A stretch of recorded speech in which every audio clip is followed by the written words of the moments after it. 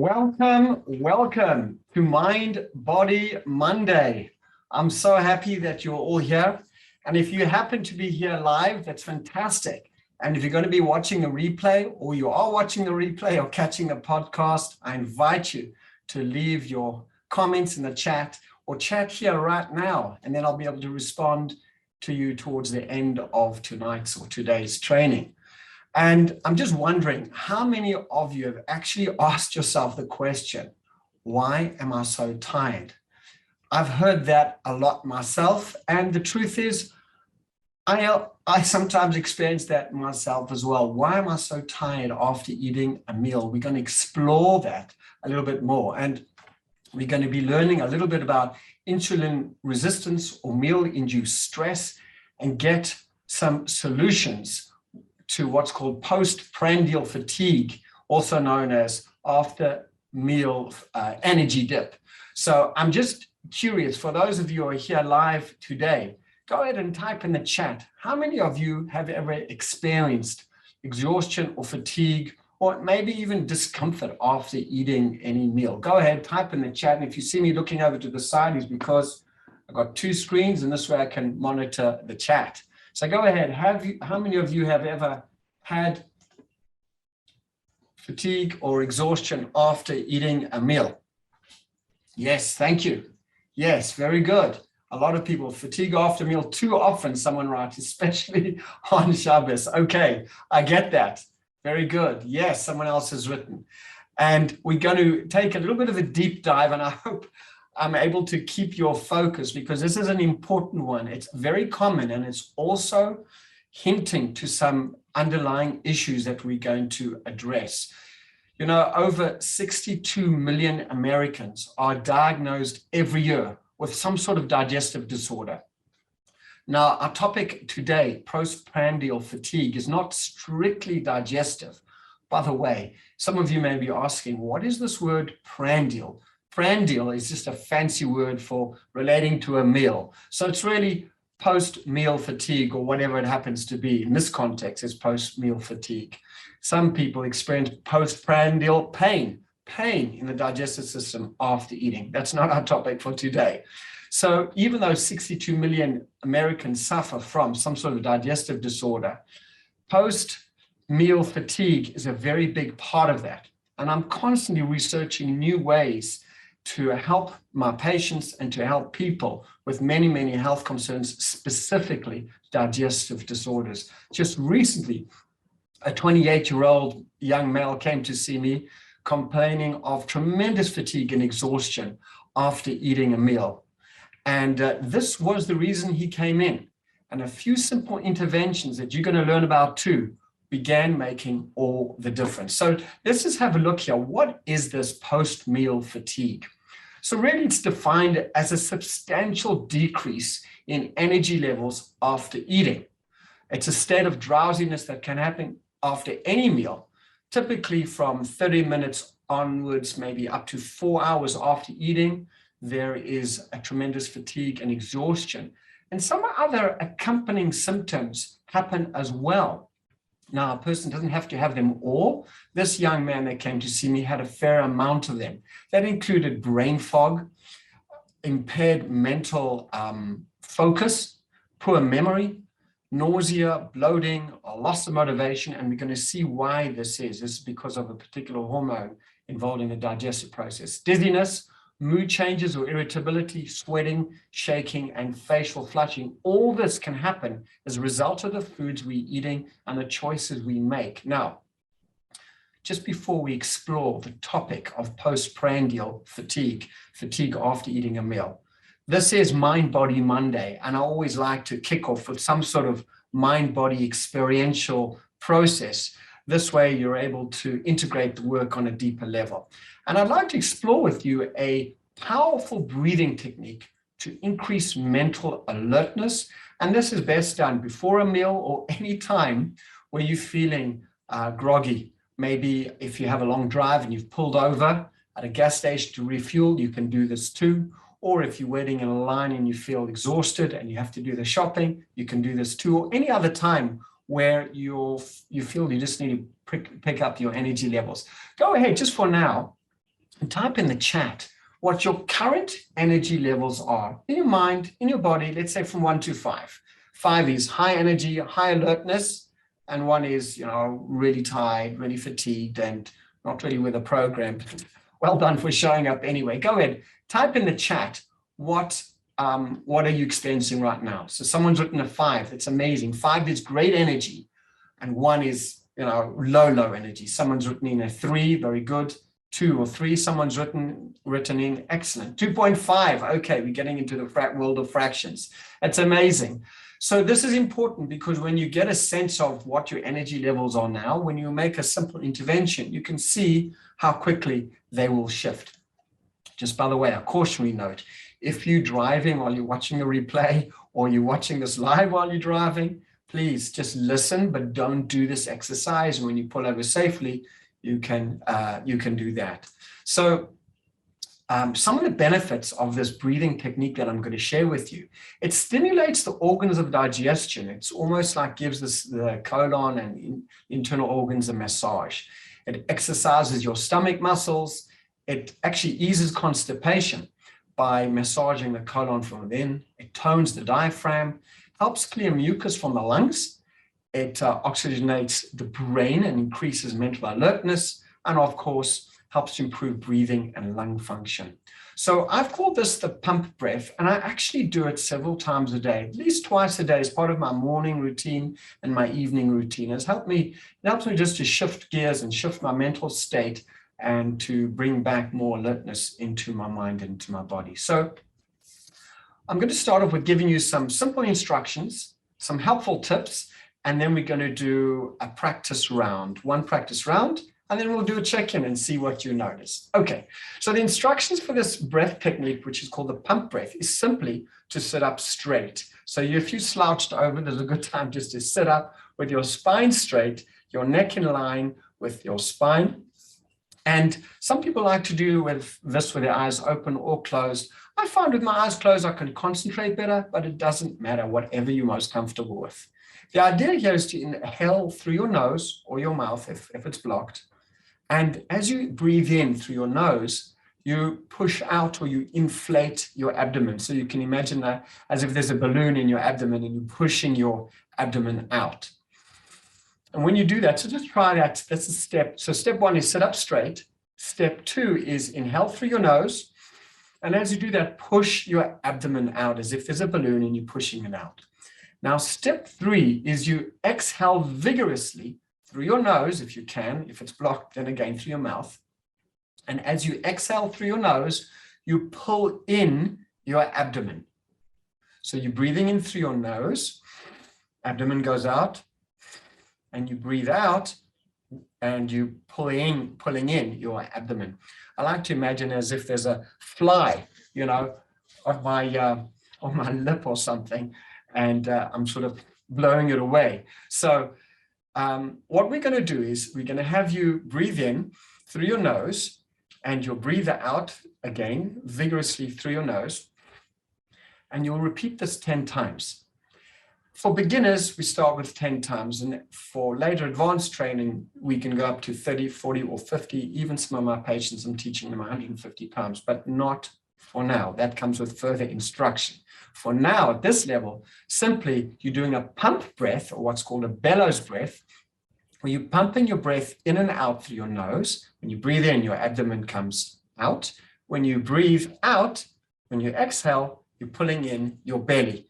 So let's just do one round of 10 together. Let's just see how you get along with that. And if you want to put your videos on, you're welcome. If you're more comfortable not, that's also fine. So let's just do 10 pump breaths together. So sitting up straight, and if you can't breathe through your nose, then you can always breathe through your mouth. Let's do 10 together in your own time.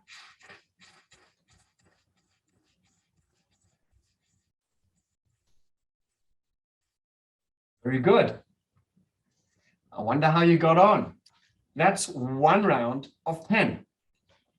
So if there aren't any questions in the chat, let's go ahead for 2 more rounds in your own time. You're going to do another round of 10, then just rest by taking a gentle breath in, and then another round of 10, and then a gentle breath in and out. That's all we'll do. 3 rounds of 10. Ready? Let's do the second round together. Breathing in through your nose, abdomen goes out. Breathing out through your nose, abdomen retracts. Ready?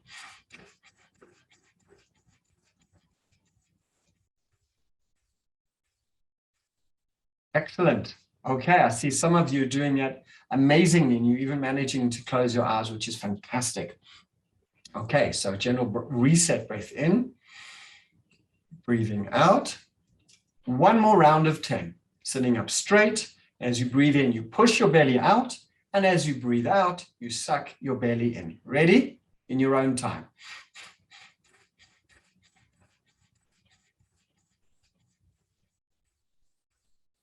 And a gentle breath in and breathing out. Excellent. I'm just curious. Go ahead and type in the chat. And if you're watching the replay, type in the comments, what did you notice? Check in with your energy levels now. And what do you notice? How have they shifted between 1 and 5? 5 is great energy. Maybe it's got up to 10. And 1 is really low energy. Go ahead, type in the chat and share what did you notice. These breaths are meant to be fast breaths, someone's asked. Yes, there are fast breaths. There are fast, vigorous breaths. Okay, go ahead, type in the chat and let us see if there is a difference in your energy levels. I always found this is very invigorating and picks me up when I need a quick energy pick-me-up as it oxygenates the brain and great for digestion, as I mentioned.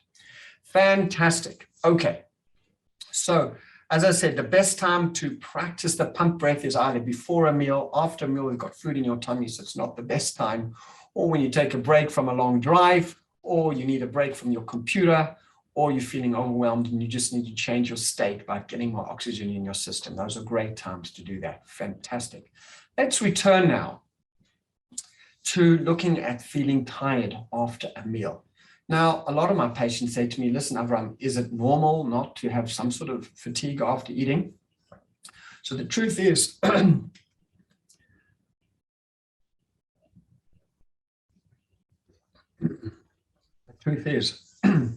while it is normal to feel perhaps a little bit tired after a large meal, it's absolutely not normal to feel tired and exhausted after a standard-sized meal.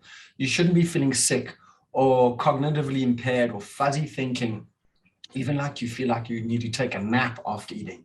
This is a sign that something else is going on. We're going to explore that in a minute. So really, there are 7 main reasons for feeling exhausted after eating.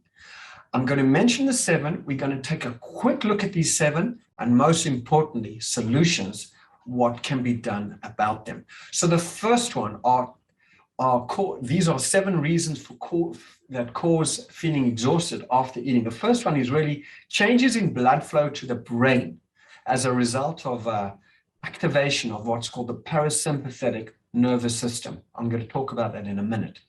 Then there's something called reactive hypoglycemia. The third is insulin resistance, which some of you may have heard of. Number 4 is meal-induced oxidative stress, less commonly known about, but extremely important. Number 5 relates to a high intake of improper fats at a meal.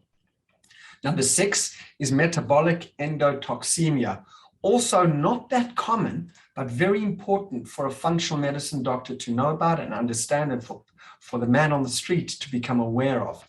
And the last is chronic inflammation. Now, let's look at these 7 in a lot more detail, and more importantly, what we can do about it. My aim always in my practice and when working with groups is to make the complex simple, to find simple, easy to do and practical solutions that anybody can bring into their busy life and begin to see changes. Here we are at the beginning of 2022. And it's a time where a lot of people want to make changes in the area of health and well-being. So this training, Mind Body Monday, was a really good time to begin to reflect on what I can begin to bring into my life today, tomorrow, to begin to enhance my physical, mental, and spiritual well-being. Now, I often get a call or an email from somebody saying, Avraham, I'm looking for a quick tip or advice on how to fix a certain health problem. And this one, by the way, is one of the calls that I often get on email. I feel exhausted after eating. What can I do? Now, the reason I'm sharing this with you is because if you were in my situation, yes, I'm in the world of private healthcare as a functional medicine doctor for over 30 years. And you may not have that experience, but just imagine listening through the filter of what I'm going to share with you, what you're going to learn and discover today, how you would go about answering this question when they say, I'm looking for a quick fix, how to solve my feeling exhausted after eating a meal. So have that in mind as we sort of lift up the hood and look underneath what is going on from a functional medicine perspective, because functional medicine is always looking to treat the root cause of any condition, not simply to patch up whatever is going on. So the first one is changes in blood flow to the brain and an activation of the parasympathetic nervous system. Now, after eating, it's normal for relatively more blood to be shunted from the brain into the digestive system to help with digestion. So this itself just may cause drowsiness. Now, secondly, that the process of digestion shifts the body from fight and flight, which is a sympathetic nervous system pathway, to what's called rest and digest, which is a parasympathetic nervous system activity, which is really about relaxation. And this is a normal, healthy part of the digestive process, because in high stress, the body does not digest food well. It's just a good thing to know. And so these two reasons, that the shunting of blood more from the brain to the digestive system, and the digestive process itself moves the body into rest and digest mode, could cause some drowsiness. Now, an easy way to offset this is simply to eat smaller meals and perhaps more often, because this way it will prevent the post-meal drowsiness as a result of this particular reason. Now, stay focused here, because this second one is called reactive hypoglycemia. Now, even though it's not super common, one of the reasons is bariatric surgery. And 1% of the world population opt for this surgery every year. What is reactive hypoglycemia? It's low blood sugar that occurs after a meal, usually 1 to 4 hours after eating. Now, this happens as a result of, as I said, one of the reasons is this stomach surgery, where the size of the stomach is smaller. And this causes food to move more rapidly to enter the small intestine, causing a sudden rise in insulin, and a subsequent quick drop. And this reactive hypoglycemia is a result of that. The next reason is 3 reasons for this reactive hypoglycemia. And the second one is an insulin spike from people with type 2 diabetes. And the last is subclinical hypothyroidism. And this is very common. And this may play a role, research shows, in post-meal fatigue. So this is reactive hypoglycemia. It may not apply to all of you, but it's good for a functional medicine doctor to know about, as these are the dynamics that could be working behind the scenes. Now, the third reason for feeling fatigue after a meal is much, much more common, and that's called insulin resistance or pre-diabetes. Now, according to the National Institute of Digestive and Kidney Disease, over 84 million people in the USA today over the age of 18 have pre-diabetes. Now, this is about 1 out of every 3 adults. Now, this is not just an inconvenient condition. This is basically a train smash waiting to happen. And the good news, it's totally reversible. What is it? Insulin resistance is a condition in which the cells, the muscles in the body, the fat and the liver fail to respond appropriately to insulin and cannot properly take up glucose from the blood. Hence, when a person does a blood test, the glucose in the blood is higher as a result of it not being able to be absorbed into the cells of the body because of this insulin resistance. And we're going to look at what that's about a little bit. So one mechanism why insulin resistance may cause fatigue is because there's a delayed response of the release of insulin into the bloodstream. And then there's an overshooting, an overcompensation. And this subsequently causes a drop in glucose and therefore fatigue. Now, if I lost you now, don't worry about it. But as you're listening through their ears and the eyes of a functional medicine practitioner, you'll be able to understand the nuances and complexity behind what's going on. Now, left undressed, insulin resistance, or commonly known as prediabetes, is a continuum that very often will lead to fatty liver disease, type 2 diabetes. It's linked to Alzheimer's disease. It's linked to heart disease, chronic pain, hormonal imbalances, dementia, and many, many other problems. This could be really easily solved and avoided and prevented with the steps I'm going to share with you shortly. So it's a good thing to know about. So remember here, we've got a call or an email from a person saying, I'm looking for a quick fix to my feeling exhausted after a meal. And already we're only 3 reasons into the 7 main reasons for this. And we begin to understand the complexity of what's going on behind the scenes.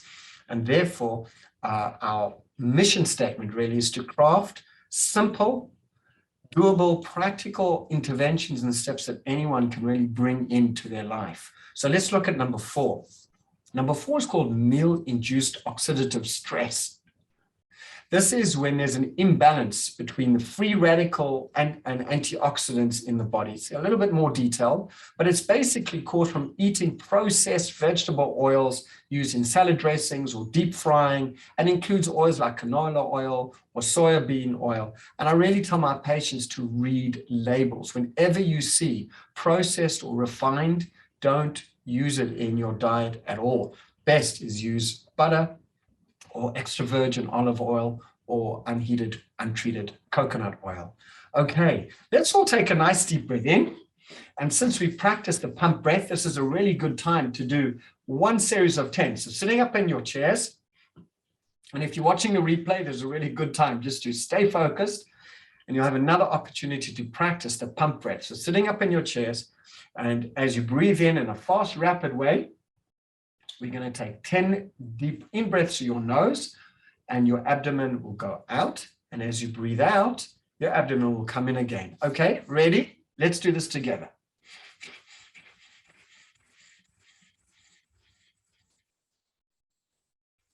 And a deeper breath in and breathe out.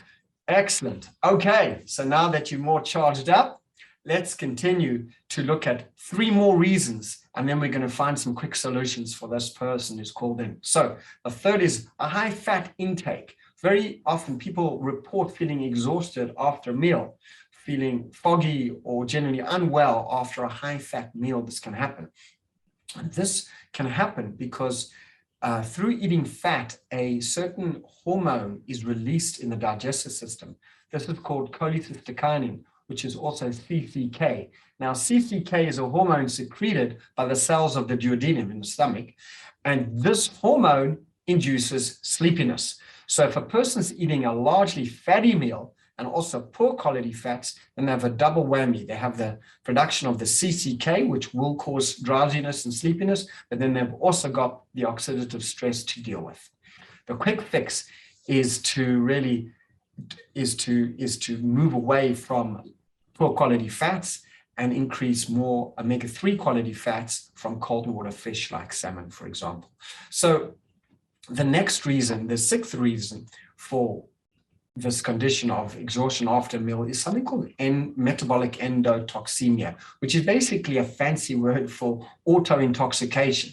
And this happens when a certain inflammatory compound, happens to be called LPS, which is secreted, which is led into the bloodstream as a result of a leaky gut. Now, in our previous Mind Body Monday training, I went into more depth about leaky gut. But with leaky gut, this inflammatory compound leaks into the bloodstream and triggers cytokines, which is part of the immune system, which then triggers a whole slew of inflammatory situations in the body. And as a result of that, there's fatigue, there's brain fog, there's general cognitive impairment after a meal. So this is called metabolic endotoxemia. And then the last one before we come to some solutions is chronic inflammation. Now, this is very interesting because this is not so easy to pick up. Yes, there are important blood tests and metabolic tests you can get from your functional medicine doctor. Chronic inflammation could be from just a low-grade root canal issue or a gum disease or an intestinal inflammation or a cellulitis or some inflammation in the body that isn't really being handled properly. And as a result of this chronic inflammation, these bacteria and can leak into the gut, into the immune system, and then again, mount immune response. Now, background inflammation can cause conditions ranging from, type 2 diabetes to Alzheimer's disease and dementia. It's very broad and very important. So if there is any inflammation in the body, it must be addressed. And there are 3 of my favorite blood tests to identify chronic inflammation is CRP, CRP sensitive, and then the ESR. These are blood tests that your doctor, functional medicine doctors will know about, will pick up general inflammation in the body and will not tell us where it is, that you'll need more specific testing, but will tell us that there is inflammation, and then you can go on a program to begin to correct it. So now that you've sort of had a quick bird's eye view of some of the causes of fatigue and exhaustion after a meal, I'm just curious if you can type in the chat or leave in the comments in the replay, if you're watching the replay, what would you suggest to this person who's emailed the clinic or called and say, I have this condition of feeling exhausted after the meal, what quick fix can you recommend? So you begin to realize it's quite complex. These are 7 of the major reasons for this, and there are more. And again, the mission statement is to make the complex simple. So I'm going to share with you 6 ways to begin to reverse post-meal fatigue and end this entire downward slide that could really be avoided completely. And the net effect when you finish eating food should be feel more energized and more alive. And it's a little bit like filling your car with gas. Your car, when finely tuned and doing well, will just be able to go longer and go better. And that's pretty much how we need to be when we fuel ourselves. It's just that eating is more complex because eating is often prompted for a lot of emotional reasons, and then things get a little bit more fuzzy in terms of the foods we eat and our ability to make wise choices. So let's look at 6 ways to address post-meal fatigue. So the first one is really, and this is the main focus of Mind Body Monday, is to address gut imbalances. This includes IBS, or small intestinal bacterial overgrowth, called SIBO, leaky gut, gut infections, because these really, really do impact our ability to digest, absorb, and assimilate. That means integrate all the nutrients from the meals, from the food we're eating into our body.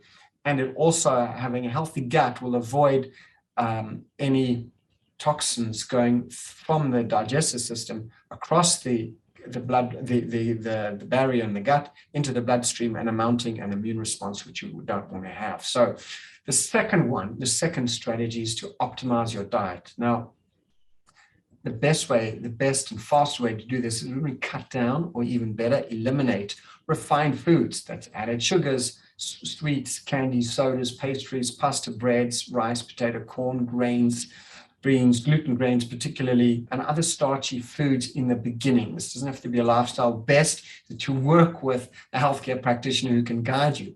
Now, what I find so helpful is tracking your food in an app called a chronometer.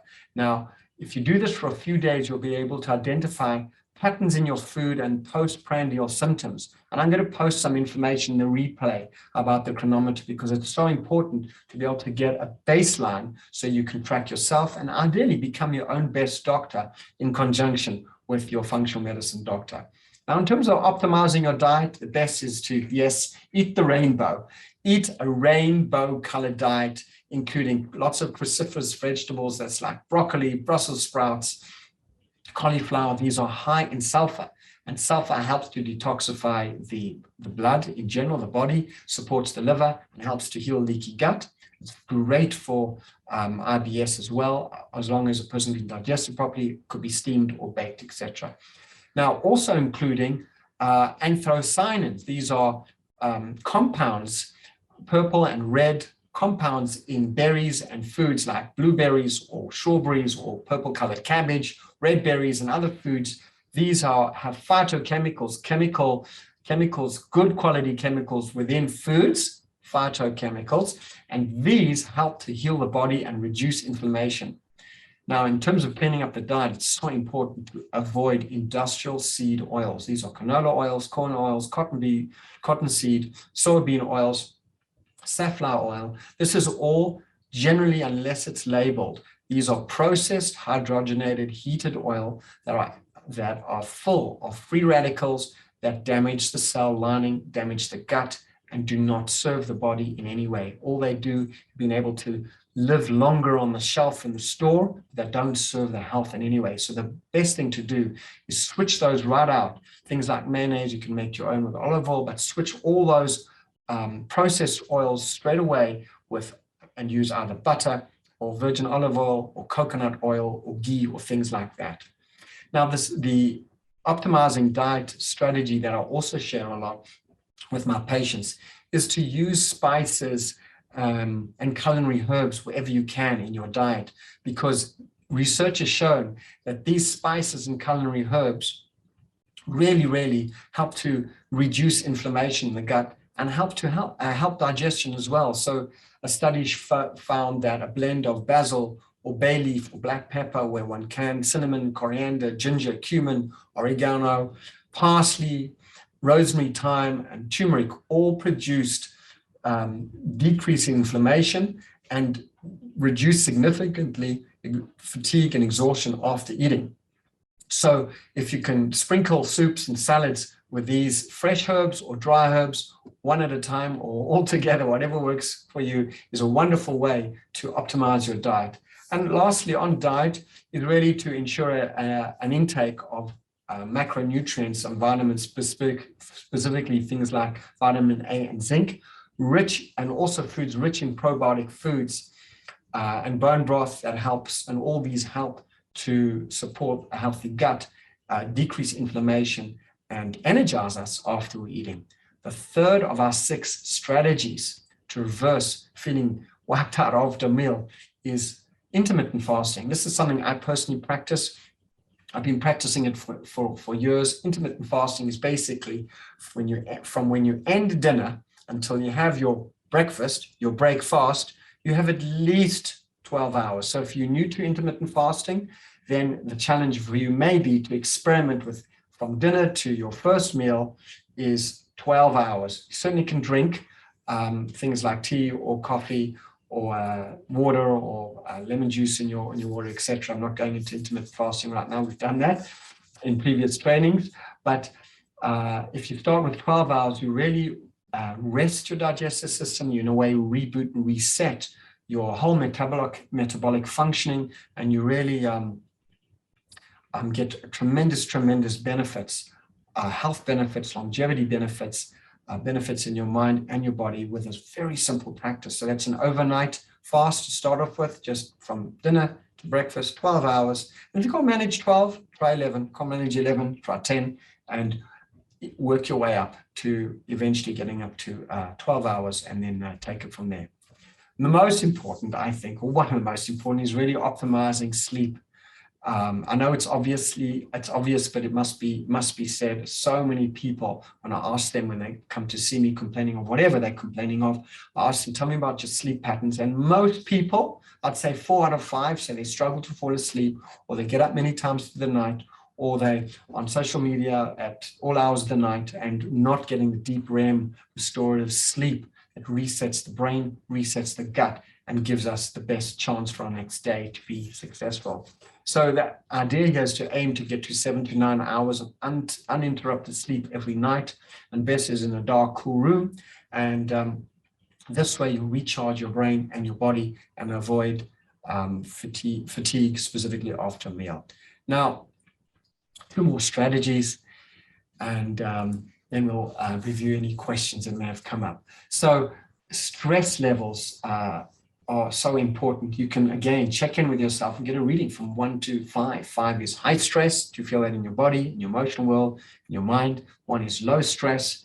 And if you are, above 3, then the next question is to really ask, what strategies do I have to actively bring that down? I'm a big fan of yoga and meditation and mindfulness practices. So if this is something that resonates with you, or simply a walk in nature, or some breathing techniques, but there are many wonderful apps out there that teach you how to de-stress, sleep stories to help get sleep at night. But the key thing is to try and get uninterrupted sleep. Best try and get your hours before midnight, because the research says an hour before midnight equals at least 2 hours after midnight in terms of its quality and impact on your body.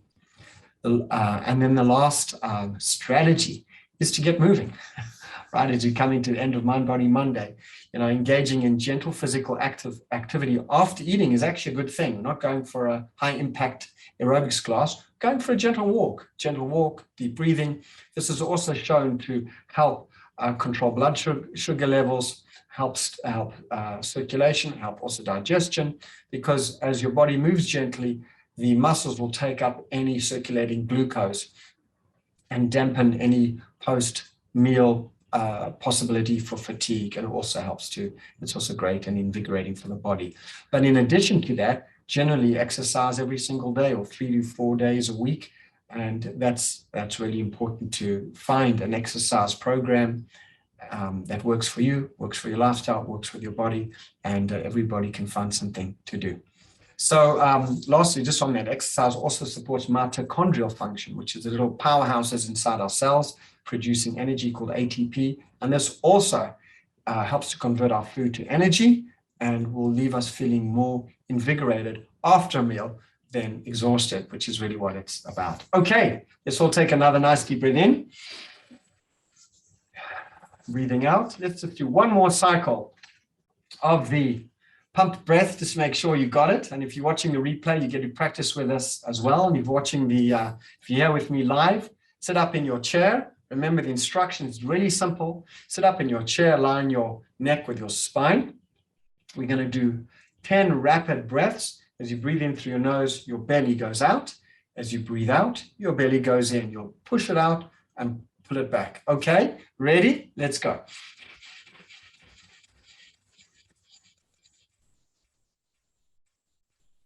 And then a relaxing breath. And breathing out. Fantastic. Now, you may not want to do this pump breath in public or in a line in the bank or the post office, because people may call, Hatsala or the ambulance services or the men in the white jackets. But in your private home or in your car, when you pulled over safely to the sides, it's a great time to do that. Or as I said, if you're working at your computer. So let's just do a quick summary. A little bit of sleepiness after a meal may be normal if it's a small meal, but excessive fatigue, including when it's accompanied by other symptoms like dizziness or nausea or brain fog, it's totally not normal. And if you feel uncomfortable after eating, there's a good chance that something else is going on, and then you can begin to consider what's going on under the hood, so to speak. And I've shared with you seven reasons why this could be, and 6 fixes to how to avoid this, so you can end your meal feeling better than you did before you started eating, feeling more energized, more grateful, more alert, and just having the charge in your mind and your body to go on. So there are many strategies that you can work with on your own to fix this post-meal fatigue. But working with a functional medicine doctor is another great way to do this, because then you ensure to get to the root cause of what's really going on, be it a metabolic issue, a lifestyle issue, whatever it happens to be. I like to end off every Mind Body Monday with a challenge to carry you through the week of this new year. So 2 challenges, you can choose one or the other.